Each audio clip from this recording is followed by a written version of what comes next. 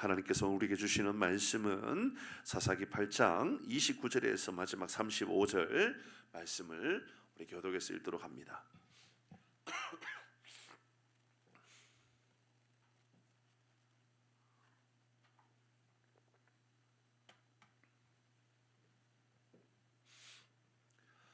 사사기 8장 29절에서 35절 마지막 절까지 교독에서 읽습니다. 요아스의 아들 여롯바알이 돌아가서 자기 집에 거주하였는데 기드온이 세겜에 있는 그의 첩도 아들을 낳았으므로 그 이름은 아비멜렉이라 하였더라.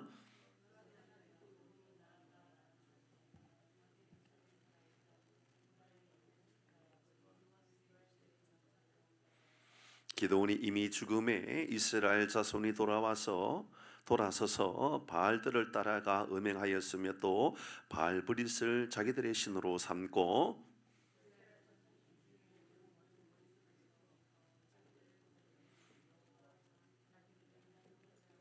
같이 합니다. 또 여로바알이라 하는 기드온이 이스라엘에 베푼 모든 은혜를 따라 그의 집을 후디하지도 아니하였더라. 아멘. 구하고 우리 하나님 말씀 함께 또 나누도록 합니다. 시작. 하나님이 우리와 함께 하십니다. 그래서 우리는 잘 되고 있습니다. 할렐루야. 아멘. 저를 위해서 기도하셔야 됩니다. 지금 감기가 막 올 듯 말 듯 해요. 그래서 지금 며칠 동안 온 것 같은데 사라진 것 같다가 다시 오는 것 잘 모르겠어요. 이제 코도 막힐라 그러고 그래서 가습기는 켜놨는데 목이 아주 시원하진 않습니다. 여러분 감기 조심하시길 바랍니다. 저하고 대화할 땐 조금 떨어져 대화하시고요. 우리 교육자들 괜찮은지 모르겠어요. 오늘 여러 시간 같이 오늘 다녔었는데 우리 성도님들 감기 때문에 고생하시는 분들 계셔가지고 참 제 마음이 많이 무겁습니다. 하나님 말씀, 하나님의 은혜를 기억하라, 은혜를 기억하라 라는 제목으로 우리 함께 말씀을 나누도록 하죠. 먼저 또 이전에 있었던 말씀을 또 다시 한번 더 돌아보도록 합니다. 지난주에 기드온은 여전히 말과 행동이 완전히 다른 모습들을 보여주었다, 그 얘기했었습니다. 자신은 왕이 아니라고 하였지만 왕의 모습을 다 갖추고 있는 기드온, 그 이야기 많이 했죠. 22절의 말씀에 이런 이야기 했었습니다. 당신과 당신의 아들과 당신의 손자들이 우리를 다스리게 해주십시오. 당신이 바로 우리의 왕이고 당신의 아들이 왕이고 당신의 손자가 우리의 왕이 되게 해달라고 해주십시오. 그렇게 하니까 우리를 영원한 왕이는 하나님이다. 기드온이 그렇게 얼마나 멋진 말을 합니까? 우리를 다스리시는 분은 오직 하나님 한 분입니다. 그렇게 말을 했지요. 그런데 말은 그렇게 했는데 하나님 다스리달라고 그렇게 말은 했지만 기드온은 전쟁에서 탈취한 모든 물건을 자기에게 다 가지고 오라고 이야기를 합니다. 모든 물건을 다 가지고 왔는 그 가지고 오라고 하는 이유는 그게 금이었기 때문에 그랬다 그랬습니다. 그렇죠? 그 금으로 만들어진 것이기 때문에 가져와라. 이건 다른 말이나 그들은 이 기드온의 마음 안에 욕망이 여전히 있었다, 그 말입니다. 욕심이 있었죠. 그게 얼마나 되느냐? 금고리가 1700세겔이라고 그랬습니다. 1700세겔. 오늘날 따지면 한 20억 원 좋게 넘는 한 20억에서 30억 정도 되는 금 20kg 정도 되는 그 정도의 무게였다 그랬습니다. 그것뿐만 아니라 초승달 장식, 배물, 미디안 왕들의 의복, 낙타의 목에 있었던 돌렸던 어떤 그런 사슬, 이거 다 가지고 오라 그랬습니다. 왕의 모든 것들, 그러니까 당시에 미디안과 동방의 왕들이 가지고 있었던 모든 것들을 다 가지고 와라 라고 이야기한 겁니다. 본인이 왕의 모습을 그대로 흉내내고 있는 기드온을 보게 되었다, 그 말입니다. 백성들이 즐거이 드린다고 했지만 백성들이 그것을 즐거이 드렸는지 진정성도 의심됩니다. 왜냐하면 오늘 말씀을 묵상해 보면 알게 됩니다. 백성들도 어쩌면 기드온이 무서웠는지도 모릅니다. 왕이 되어달라는 말을 거절하면서 왕이 가지는 모든 소유물, 왕의 권력, 왕의 힘, 이것은 다 기드온도 다 가지고 있었다, 그 말입니다. 결국은 제사장이 겉옷으로 만들었던 에봇을 금으로 만듭니다. 그래서 그 금으로 만들어 가지고 자기 성에 오브라에다 두었다, 그렇게 말하죠.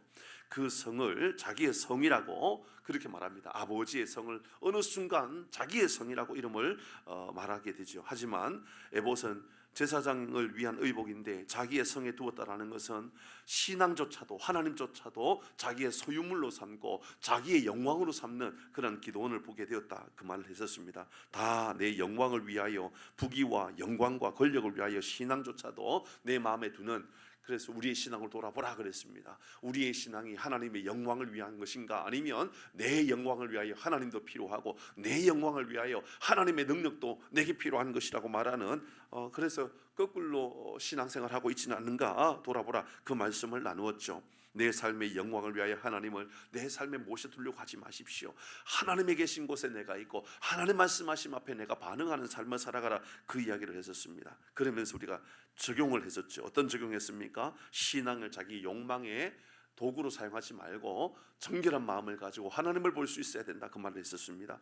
마태복음 5장 8절, 우리가 지난번에 마무리하면서 읽었던 말씀이 바로 이 말씀이었습니다. 같이 읽습니다. 시작. 마음이 청결한 자는 복이 있나니 그들이, 마음이 청결한 자가 어떤 복이 있다고요? 하나님을 보게 된다. 사랑하는 교회 여러분, 우리의 신앙에 하나님을 보고 하나님의 음성이 들리고 하나님이 경험되어지고 하나님이 느껴지고 하나님이 내 삶에 행하시는 은혜들을 경험하고 살아가는 복이 우리 가운데도 있기를 바랍니다. 아멘. 아멘. 말씀드렸던 것처럼 처음부터 기도원이 그렇지는 않았다, 그렇게 볼 수 있습니다. 처음에는 기도원도요 아주 순수한 마음이었을 겁니다.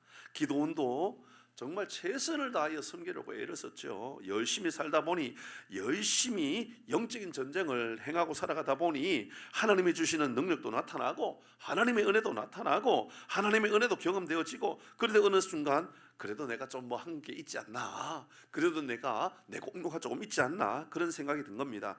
내 공로가 있다고 조금 생각하다 보니까는 내 안에 이제 욕망이라는 것이 싹트기 시작하는 겁니다. 비록 피곤할지라도, 그 말했잖아요. 기도원이 전쟁하러 갈 때 비록 피곤할지라도 끝까지 전쟁하겠다. 얼마나 멋있습니까? 우리의 신앙도 이러면 얼마나 좋을까요? 비록 피곤할지라도 수요 예배 나온다. 와, 오늘 이 밤에 수요 예배 나오신 여러분들, 비록 피곤할지라도 예배 나온 줄 믿습니다. 비록 피곤할지라도 다 오셨잖아요. 장로님 밑에 계시죠? 감기 걸리셔가지고 너무 조심한다고 지금 아마 차 안에 계시겠죠. 차 안에서 영상으로 예배드리고 있는 우리 유병현 장로님을 축복합니다. 우리 권사님 그래도 예배드려요. 비록 피곤할지라도, 비록 감기 걸렸을지라도, 그죠? 그런 마음을 가지고 예배드리잖아요. 이것이 순수한 우리의 신앙의 고백으로 끝나야 되지, 내가 이렇게까지 열심히 했으니까 하나님 나한테 복을 주셔야죠, 내게 능력을 주셔야죠, 내게 힘을 주셔야죠, 내가 그래도 이만큼은 올라가야죠, 그런 일이 없기를 바랍니다. 그러면 안 된다, 그 말이에요. 기도원이 처음에는 순수했어요. 그래도 제가 볼 때는 하나님 나도 부족한 사람이요, 하나님 내 집에서 가장 약한 사람이요, 하나님 내가 뭘 할 수 있다고 그래요. 그렇다고 그걸로 끝나면 좋은데 능력을 주니까 그 능력을 참 내 능력으로 만들어 버려요. 내 힘이라고, 내가 잘나가지고. 그리고 우리 속담이 그런 말 하잖아요. 잘나면 누구 탓? 내 탓. 못하면 안 되면 누구 탓? 여러분 조상 탓이에요? 목사 탓이라고 하지 않아요? 목사님이 기도해 주지 않아가지고 이렇게 말하진 않아요 혹시? 저는 그런 사람들을 봤어요. 세상에 자기 아기가 아픈데, 아프면 어떻게 해야 되죠? 목사 탓이래요, 목사 탓. 제가 그걸 한번 아주 호되게 당한 일이 있었어요. 아기가 아프면 누구 탓이에요? 아기가, 갓난 아기가 한 2살쯤 되는, 3살, 2살 되는 아기가 아파요. 누구 탓이에요? 제가 볼 때는 자기 탓이에요. 엄마 탓이에요. 엄마 탓일 수도 있고 아빠 탓일 수도 있고. 근데 목사 탓하는 분이 있더라니까요. 그래서 제가 호되게 혼났었어요. 쫓아다니면서. 그렇게 말하는데 제가 그게 왜 제 탓입니까? 집사님 탓이지 라고 말을 못하잖아요. 그래서 막 병원 쫓아다니면서 얼마나 열심히 참 보호하고 귀하게 여기려고 애를 썼는지 몰라요. 제가 아직까지도 제 마음 안에 그게 기억이 나요. 아니, 자기 애기 아픈데 목사 탓이래. 이런 그런 일이 없기를 바랍니다. 오늘 이제 말씀을 우리가 한번 돌아보려고 합니다. 오늘은 기도원의 모든 사역들을 다 마무리하였습니다. 오늘 기드온이 죽었다고 이야기를 합니다. 기드온이 전쟁을 다 마치고 자기 집에서 마지막 시간을 보냅니다. 그리고 그의 삶을 이렇게 정리합니다. 여러분, 우리의 인생을 다 정리할 마지막 그 순간, 여러분 자녀에게 무엇을 남길 것인가를 오늘 잘 기억하셔야 돼요. 마지막 순간 우리는 무엇을 남길 것인가? 기드온이 이런 말을 합니다. 기드온의 내용이, 오늘 본문의 내용은 기드온의 마지막 순간에 남는 모습이에요. 이렇게 말합니다. 아내가 많았다. 오늘 성경의 기드온의 마지막 순간이에요. 아내가 많았다. 자녀가 많았다. 자녀가 아들만 70명이었다. 딸은 몇 명인지 알 수 없으니 그냥 뭐 아들만 그렇다고 말하지요. 세겜에 첩도 있었다. 그 아들은 아비멜렉이다. 지금 기드온의 역사를 정리하는데 이런 이야기만 하는 거예요. 오늘 본문이. 세겜은요, 에브라임 산지에 있는 아주 중요한 도시요. 그 세겜에요, 바알의 신전이 있고요, 우상 숭배의 중심이에요. 바알의 신, 우상 숭배의 중심, 그게 세겜이란 말입니다. 그곳에 기드온이 첩이 있었다, 그런 얘기를 해요. 그곳에 첩이 있었다. 그리고 그곳에 첩의 아들의 이름은 아비멜렉이다. 그럼 생각해 보면 이런 생각이 들 수 있어요. 그곳은 가나안 땅의 우상 숭배의 중심지인데 그곳에 첩이 있으니 가나안 사람의 미모를 보고 야, 예쁘구나, 그래서 첩을 삼았는 것 같아요. 그런 의미로 보여져요. 그리고 우상 숭배 지역의 사람이라 할지라도 그게 영적으로 내가 믿음의 사람인지 아닌지가 중요한 게 아니라 예쁘면 더 중요하게 여기시는 거죠. 그래서 정욕을 이기지 못하고 그곳에 또 다른 여성을 만나서 그곳에서 아이를 놓고 그곳에 아비멜렉이라고 하는 이름을 남기고 온 거예요. 아비멜렉의 이름의 뜻은 내 아버지는 왕이다, 그 말이에요. 기드온이 아들 이름을 지어놓고 하는 말이, 아들아, 너 기억해라, 너의 아버지가 왕이란다. 자기가 왕이 아니라면서요. 자기는 왕이 아니라고 그렇게 이야기하면서 자기 아들한테 이름을 지을 때 너의 아버지는 왕이란다. 그러니까 아들은 앞으로 뭐가 될 사람이, 그러면 왕이 될 사람이죠. 이따가 다시 이야기하겠지만 그 다음 오늘 8장 읽었잖아요. 9장 가면요, 이 아비멜렉이요 난리가 납니다. 세상에 70명의 자기 형제들 다 죽여버립니다. 왜 죽일까요? 지가 왕이거든요. 아버지가 왕이었으니까 자기도 왕해야지요. 지금 그딴 식으로 살은 거예요. 얼마나 무서운 이야기인지 모릅니다. 기드온이 나이가 많았다. 이게 남는 게 그런 거예요. 지금 보세요. 아내가 많았다, 자식이 많았다, 돈도 많았다, 나이도 많았다, 장사되었다. 이게 끝이에요, 이 이야기가.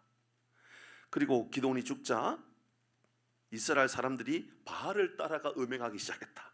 그리고 그들의 신을 섬겼다. 이스라엘 백성들은 자기들을 건져주신 하나님을 잃어버렸다.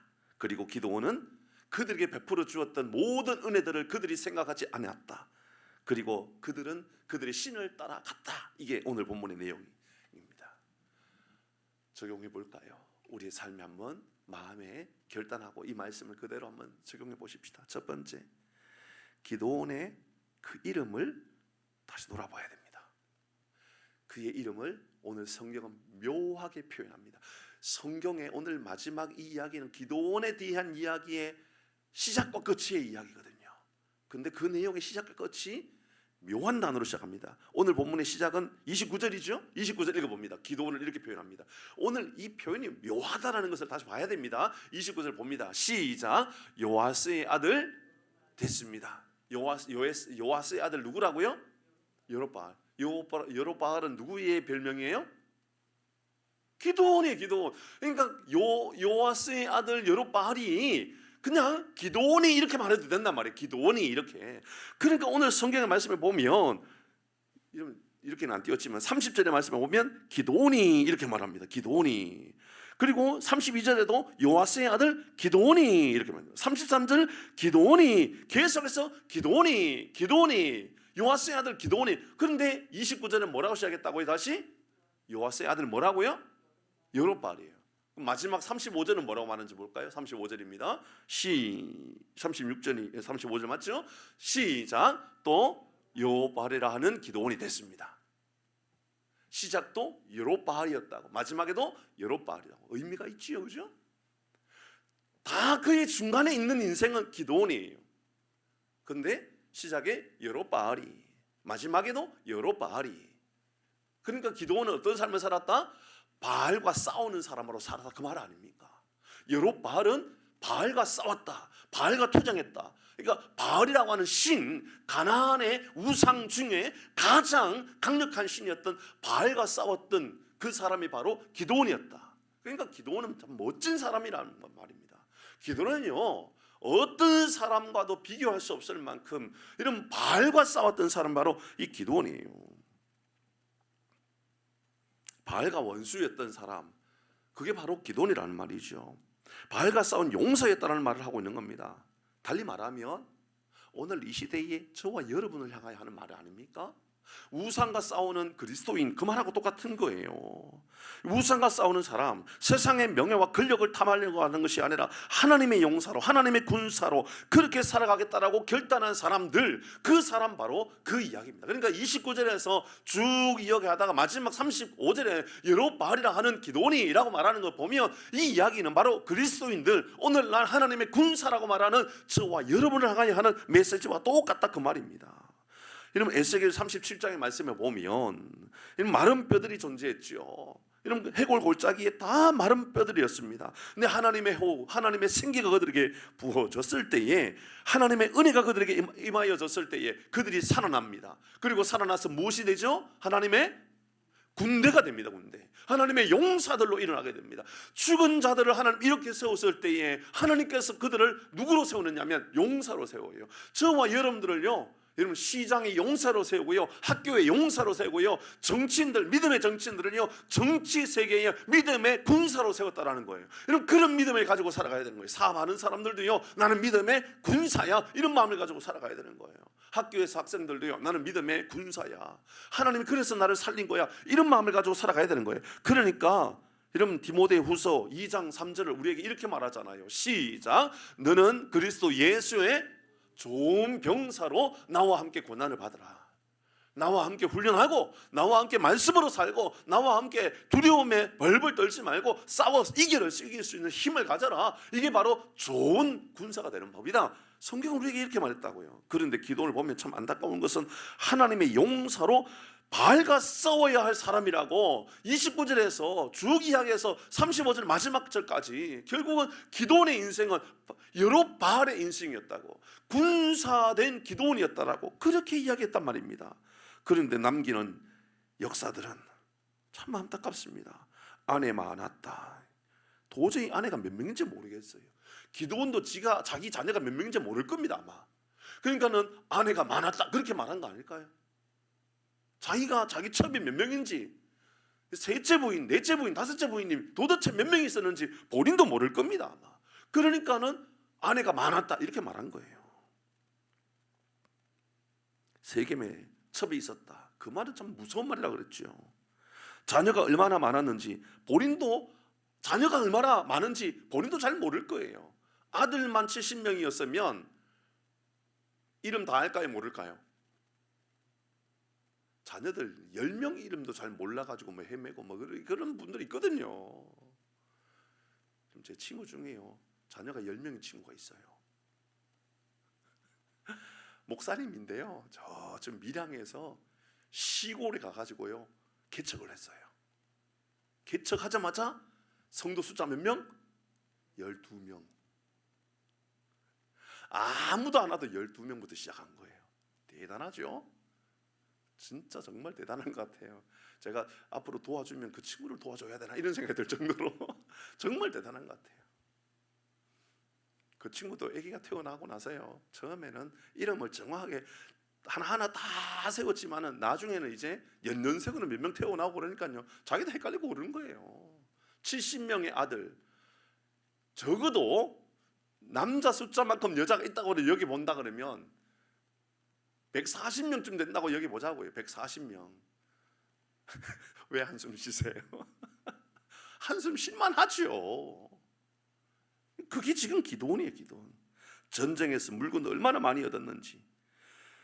그가 죽을 때에 나이도 많았다라고. 이름 32절 한번 읽어보십시다. 시작. 요아스의 아들 기드온이 나이가 많아 죽음에. 씁쓸해요. 나이가 많아 죽는 것은 복이요, 그죠? 장수하는 것은 복입니다. 하나님께서 우리 모두에게도 장수의 복을 주시기를 바랍니다. 싫은가 봅니다. 아멘을 하는 분들이 별로 없어요. 이런 장수하고 싶지 않아요?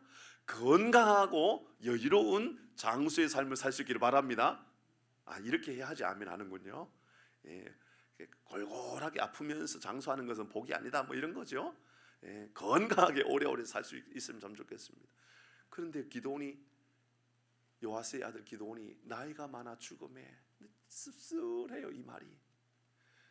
오래 살긴 살았는데, 그래서 뭐 대단한 일을 한 것 같은데 이 말이 왜 이렇게 참 제 마음 안에는 부담스러운지 모릅니다. 이 짧은 구절 안에 많았다라는 말을 이렇게 많이 쓴 이유는 뭘까요? 29절에서 35절까지 다 많다 그래요. 나이 많았다, 아내도 많았다, 자녀도 많았다, 뭐 물건도 많았다, 뭐 재물도 많았다. 다 많아요, 다 많아. 근데 이상하게 오늘은 이 말씀 묵상하는데요, 이 말이 그렇게 눈에 잘 보여요. 씁쓸한 거예요. 이 많은 게 복이 아닌 것처럼 보여지니까 그런 거죠. 그런데 여바알이라고 하는 이름을 가졌다면 적어도 하나님의 군사라고, 바알과 싸우는 사람이라고 그렇게 말했던 사람이라면 정말 이 느낌은 정말 불편한 이야기가 될 수 있는 겁니다. 적어도 하나님의 능력으로 살았다 이렇게 말한 것도 아니에요. 하나님의 역사가 이게 충만했다, 은혜가 많은 사람이었다, 하나님의 말씀 무장했다, 하나님의 말씀에 금을 들었다, 그런 이야기를 하나도 나오지 않고 그의 평생에 하나님의 도우심으로 말미암아 전쟁이 이겼다. 여룹바알이라면 적어도 그런 말로 계속 반복되어졌어야 되지 않겠어요? 그의 전쟁에서는 모든 일들이 하나님의 능력으로 나갔다, 그런 말이 기록되어 있어야 되죠. 우리 교회도 마찬가지예요. 세월이 지나서 연말을 지났을 때에 우리가 한 해를 돌아보았을 때 하나님께서 우리 교회에 물질을 많이 주었다, 우리 교회에 장수하는 사람 많았다, 우리 교회에 큰 부자가 많이 생겼다, 이런 그것이 우리 1년 후에 우리 교회가 하나님께 드러내야 될 장면입니까? 아니면 우리 모든 성도님들이 어렵고 힘들어도 여호와 하나님께서 주셨던 말씀의 금을 가지고 승리했다, 은혜로 살았다, 기도하는 성도들이었다, 이런 우리가 무엇을 남겨야 될 사람입니까? 우리가 여룹바알이라는 것을 기억하시기를 바랍니다. 우리가 여룹바알이에요. 우리 하나님의 군사된 사람이라는 것을 우리가 잊으면 안 된다, 그 말이에요. 마지막 우리 주님께서 우리 부르실 때에 여러분에게 남는 그것이 물질이 아니라, 여러분에게 남는 것이 여러분의 영광이 아니라, 여러분에게 남는 것이 여러분의 자녀가 아니라, 자녀는 아주 중요하죠. 가족이 아니라 중요하지만 그것도 아니에요. 여러분 마지막 떠나는 그 순간 하나님의 은혜였어, 하나님이 베풀어 주신 사랑이었어, 하나님께서 내게 베풀어 주신 그 은혜 때문에 내가 지금까지 이겨낼 수 있었어. 믿음의 고백이 바로 우리의 고백이 되기를 주의 이름으로 축복합니다. 얼마나 아름다운 고백인지 모릅니다. 두 번째, 여룹바알이라고 하는 기드온에게 필요한 것이 있다 그러면 저는 이 말씀을 묵상하면서 은혜를 돌아보는 것이었다라는 말씀을 생각해 보게 되었습니다. 여룹바알 기드온에게 필요한 것은요, 다른 것이 아니라 은혜요, 은혜를 돌아보는 삶을 살아가야 했다. 35절입니다. 우리 또박 35절 읽어보아야 됩니다. 마지막 35절입니다. 시작. 또 여룹바알이라 하는 기드온이 이스라엘에 베푼 모든 은혜를 따라. 잠깐만, 여기까지. 기드온이 이스라엘 백성들에게 뭐 했다라는 거예요? 은혜를 베푸는 사람이었다, 선을 베푸는 사람이었다. 그럼 굉장히 긍정적이잖아요. 기드온이 이스라엘에게 베푼 모든 은혜를 따라 은혜를 베풀었다, 그 말입니다. 근데 마지막 뒤에 읽어봅니다. 시작. 그의 집을 후대하지도 아니하였더라. 이상해, 완전 반전 아닙니까? 기드온은 이스라엘 백성들에게 은혜를 베풀었는데 이스라엘 백성들은 그 집을 은혜를 갚아준 것이 아니라 후대하지 않았다라고 이야기합니다. 그러면 앞에 있는 은혜가 의심스러워지는 거죠. 그러니까 뒤에 있는 이 이스라엘 백성들이 배은망덕하거나 아니면 기드온이 베풀었던 은혜에 뭔가가 뒷배경이 있는, 뒤끝이 있는 뭔가가 숨겨져 있다라고 하는 이야기로 보여집니다. 저는 하나님께서 기드온에 대한 기록을 마치면서 이렇게 말씀하신 것은 기드온을 향하여 내가 너에게 베풀어 줬던 은혜가 이스라엘 백성들에게는 어떻게 보여졌는지, 너의 삶이 어떻게 보여졌는지 네가 기억했나, 그는 그렇게 보여지는 말씀입니다. 기도는 최선을 다하여 이스라엘을 귀하게 여긴 전쟁이었다는 말이 될 수도 있어요. 하지만 이스라엘 사람들이 볼 때는요, 기도원이 은혜를 따라간 것이 아니라, 은혜를 베푼 사람이 아니라 어쩌면 그 은혜에 가면을 쓰고 자기의 영광을 누리기 위하여, 자기의 부를 누리기 위하여, 자기의 모든 영광을 취하기 위하여 살아온 사람으로 비춰지지 않았나, 그런 생각을 하는 게 여러분 저에게는 그렇게 보여지더라는 겁니다. 사람들 눈에는요, 기도원의 한쪽에는 하나님의 능력이 보였지만 한쪽에는 결국 모든 것을 자신의 영광, 권력을 위한 사람으로 보여지지 않았을까라는 겁니다. 진정성 있는 은혜를 베풀었다면 다음 장인 9장에 넘어가서 여러분 그 다음에 나타나는 이 70명의 아들들, 그리고 첩의 아들로 태어난 이 아비멜렉에 대한 이야기가 여러분 굉장히 좀 아름답게 보여지고, 그리고 그로 인하여서 더 좋은 신앙이 흘러갔어야만 하지 않았을까라고 생각합니다. 그러나 9장 읽어보면요, 세상에 첩의 아들로 태어난 이 아비멜렉이요, 얼마나 악랄한지를 보여줘요. 얼마나 악랄한지. 한 절 한 절 마지막 절까지요, 9장에 넘어가면요, 미리 한번 읽어보고 오십시오. 다음에 9장을 우리가 또 묵상하게 되기 때문에 9장을 한번 보십시오. 세상에 무슨 이런 일이 다 있나 할 정도로 너무너무 창피스러운 일이 나타납니다. 얼마나 잔인한지, 그의 형제들 70명이요, 여러분 다 죽여버려요. 숨어 있었던 막내 요담만 살고요, 나머지 70명은요 다 죽여버립니다. 자기가 왕이 되기 위해서 그랬단 말입니다. 그리고 스스로 왕이 오릅니다. 아버지가 왕이니까 나도 왕이 되겠다, 그 말이죠. 결국은 악한 한 여인, 그러니까 이거 뒷부분에 보면 이제 어떤 한 여인으로 말미암아 맷돌에 두개골이 깨져가지고 죽어요. 3년 동안 왕노릇 하다가 아비멜렉이요. 그게 이제 뒷부분의 내용의 이야기예요. 자세한 것은 다음 주에 이제 묵상하게 되겠죠. 왜 이런 일이 일어났을까요? 하나님이 자기에게 베풀어 주셨던 은혜, 능력, 그것은 내 것이 아니고 하나님의 것입니다. 근데 그것을 내 것으로 만들어 버립니다. 그리고 내게 하나님께서 능력을 주셔서 내 능력으로, 내 것으로 끝나버린 인생이 된 겁니다. 33절, 34절 말씀을 읽어볼까요? 이런만 같이 한번 읽어봅니다. 33절, 34절 같이 읽습니다. 시작. 기드온이 이미 죽음에 이스라엘 자손이 돌아서서 바알들을 따라가 음행하였으며 또 바알브릿을 자기들의 신으로 삼고, 34절 이스라엘 자손이 주위에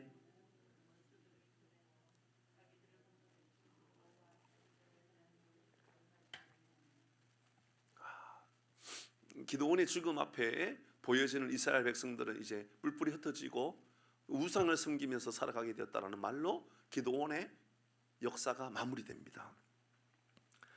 근데 33절 다시 한번 돌아보면 저는 이 단어가 조금 묘하게 문법적으로 좀 맞지 않는 것처럼 보여져 가지고요, 원어를 좀 보았어요.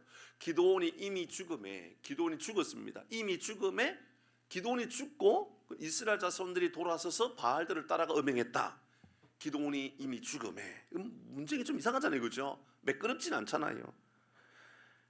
이미 죽었다. 히브리어로 카아쉐르 이렇게 써 있더라고요. 카아쉐르, 이게 합성된 언어예요. 카아쉐르, 이게 무슨 단어냐니까 가까운 시간 안에, 거의 동시에, 이 말입니다. 곧바로, 즉시로, 이렇게 해석할 수 있죠. 그러니까 기드온이 죽는 즉시, 이 말입니다. 그러니까 기드온이 죽자마자, 이 말입니다. 기드온이 죽은 그 시간에, 그 말입니다. 무슨 일이 일어났다? 이스라엘 자손들이 돌아섰다. 그 말 달리 말하면 이스라엘 자손들이 기드온이 무서웠던 겁니다. 기드온이 폭군같이 보여졌던 겁니다. 기드온이 자기의 영광을 바라보고 살아가는 사람으로 보여졌던 겁니다. 그러니까 얼마나 놀라운 일인지, 기드온이 죽자마자 이스라엘 백성들이요 돌아서서 바알에게 따라가 버렸다, 그 말입니다. 그리고 음행하였었고, 그리고 음행하였던 다음에 바알 브릿을 자기의 신으로 삼았다, 이렇게 말합니다. 여기 또 다른 한 단어, 바알브릿이라고 하는 단어입니다. 바알이라는 단어가 나오고 브릿이라는 단어가 나오네, 그죠? 바알은 바알 신입니다. 브릿은 언약입니다. 그러니까 언약의 바알, 그 말입니다. 언약의 바알, 언약의 바알을 자기의 신으로 삼았다.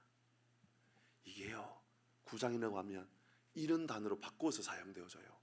엘브릿이라고 사용되어져요. 엘은 뭐예요? 하나님이에요. 엘브릿, 바알브릿을 자기의 신으로 삼았다, 이렇게 써 있는데 9장에 가가지고 앞부분에는 분명히 바알브릿이라고 사용하다가 저 뒷부분에 가면 바알브릿이 아니라 엘브릿이라고 말을 바꿔서 사용합니다. 달리 말하면 바알이 우리 하나님이다, 그 말입니다. 무섭지 않나요? 하나님이나 바알이나 이스라엘 백성들이 볼 때는 똑같이 보여집니다. 기도원이 지금까지 행하였던 모든 일들 하나님의 능력으로, 하나님의 힘으로, 하나님의 은혜로 감당했다라고 보여졌지만, 본인은 그렇게 말했을지 모르지만 이스라엘 볼 때는, 이스라엘 백성들이 볼 때는 하나님을 섬기는 거나 바알을 섬기는 거나 똑같다. 차라리 기도원이 죽었으니까 이제 막강하게 보여졌던 바알을 찾아가자. 그러니까 33절에 기도원 이미 죽음에가 바알이 죽자마자 이스라엘 백성들이 하나님을 찾아간 겁니다. 그 하나님은 우리가 알고 있는 여호와 하나님이 아니라 바알이라고 하는 신을 찾아갔다, 그 말이 되는 겁니다. 참 무섭습니다. 저는 이 말씀을 묵상하는 가운데 기도원이 하나님을 섬기는 것처럼 보여졌지만, 우리가 지난번에 보았던 요 앞장에, 그러니까 지난주에 보았던 그 말씀이 제 마음 안에 굉장히 큰 짐이 되는 말씀으로 다가왔어요. 뭐냐 하면 이스라엘 백성들이 전쟁에서 이겼던 그 금고리를 다 모아가지고 뭘 만들었다 그랬죠? 에봇을 만들었다 그랬죠, 그죠? 에봇은 제사장의 옷에 붙이는 겉옷을 말한다 그랬어요. 금을 가지고 에봇을 만들어 가지고 자기 성 중간에 놓았다라는 거죠. 그러니까 하나님을 나의 우상 숭배하는 것처럼 섬겼다, 그 말입니다. 마리아 앞에 절을 하면서 들어줄 거라고 생각하는 그 모습과 거의 비슷한 거죠. 집집마다 마리아상 하나 갖다 놓고 그러면 그 마리아가 여러분 도와줍니까? 그게 아니잖아요. 지금 이스라엘 백성들이 여러분 기도원을 다 지켜보고 있는데, 모든 전쟁에서 이겼던 그 모든 물건 가지고 오라고, 그걸 만들어 가지고 그것을 만들어서 자기 집에다가 에봇을 만들어 놓고 그걸 섬기고 있는 그 모습을 보니까 이스라엘 백성들은 저게 하나님을 섬기는 건지 바알을 섬기는 건지 구분이 안 되는 겁니다. 우리도 똑같지 않을까요? 교회 믿음의 자리로 나온다고 말을 하지만 우리가 우상 숭배하는 것처럼, 꼭 조상신을 섬기는 것처럼 그렇게 기독교에 있다 그러면, 그렇게 교회 안에 있다 그러면 여러분, 우리도 우리의 신앙을 잘 돌아보아야 한다, 그 말입니다. 감정도 다스리지 못하고 복수하는 기도원, 아마 이스라엘 백성들은 그게 다 보였을 것입니다. 하나님의 군사라고 말하면서, 말로는 하나님의 군사라고 말하면서 감정도 다스리지는 못하고, 말로는 하나님의 군사라고 말하면서 하나님의 영광을 위하여라고 말하고, 뒤에는 바로 나의 영광을 위하여, 그 하나님 만세라고 말하고 뒤에서는 나도 만세라고 부르는 기도원의 모습을 다 이스라엘 백성들이 보았던 것 아니냐, 그 말입니다. 결국 자신의 영광을 위하여 살아온 이 기도원의 모습은 바알을 섬기듯 하나님을 섬기고 있는 그 모습을 이스라엘 백성들이 눈여겨보게 되었다, 그 말이 아닌가라는 생각이 들더라는 겁니다. 그러니 이스라엘 사람들은 이미 가나안 중심의 바알을 섬기고 있는 사람들처럼 그들도 기도원이 죽자마자 그래, 우리도 우리 신을 섬기자, 그건 여호와 하나님이 아니라 바알이었다, 그 말입니다.